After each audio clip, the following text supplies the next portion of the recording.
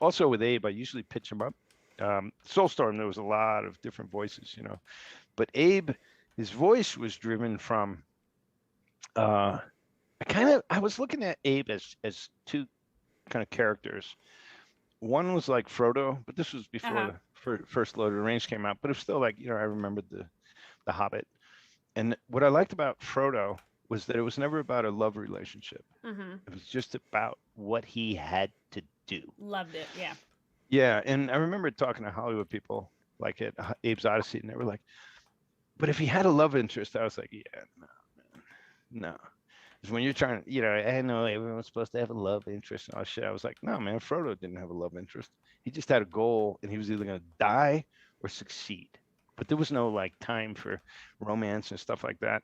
And I wanted Abe in that perpetual crisis where there just wasn't that time. And then I wrote a script where actually there was something different going on for a movie of Abe.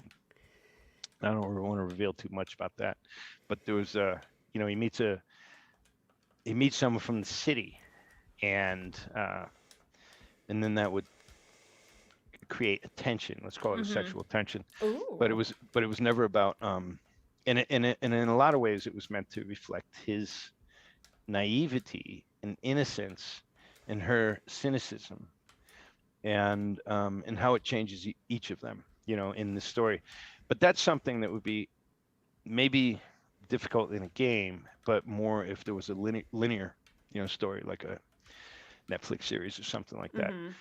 So I don't want to go too deep into it, but that's how I thought of Abe. The other thought is I come back to that Edward Scissorhands, where okay, it's Frodo who's on a journey. He doesn't want to be on it, but he doesn't want to let the world down, and he's not really up for it, but he doesn't have a choice. And quite frankly, that's how I feel about most of us stuck on this planet today. It's like shit, man. This is if we chose to be reincarnated, is this how we would choose, or we want to be some billionaire's kid or something, oil sheik's kid or whatever. But we get what we have to work with, and I always felt this with dogs. Like they can't tell us what they're feeling, but if pets, dogs and cats probably at the top of that, but there's other animals that you can really bond with, and the way their innocence and dependency on your trust makes them so vulnerable, but that's part of what makes them so adorable. And so I was looking at that like so it was like Frodo and a puppy where when they're disappointed it kind of breaks your heart. Just the look in their face. You're like, oh man, don't look at me like that. It's melting my iron heart. And so if you think of Frodo and like a pet, and I don't mean that in an ownership, master kind of servant kind of way, but just the way that you feel, you're like, it doesn't see the world like you do, and you could be doing things that make it really uncomfortable, just like playing music loud. I remember being in people's houses sometimes, and they would just crank up their music and be metal or something like that. And I'd just watch the dog be horrified and curling up in the most quiet possible place they could be. I was like, don't you ever pay attention to that? Oh, he's fine. I'm like, he's not fine.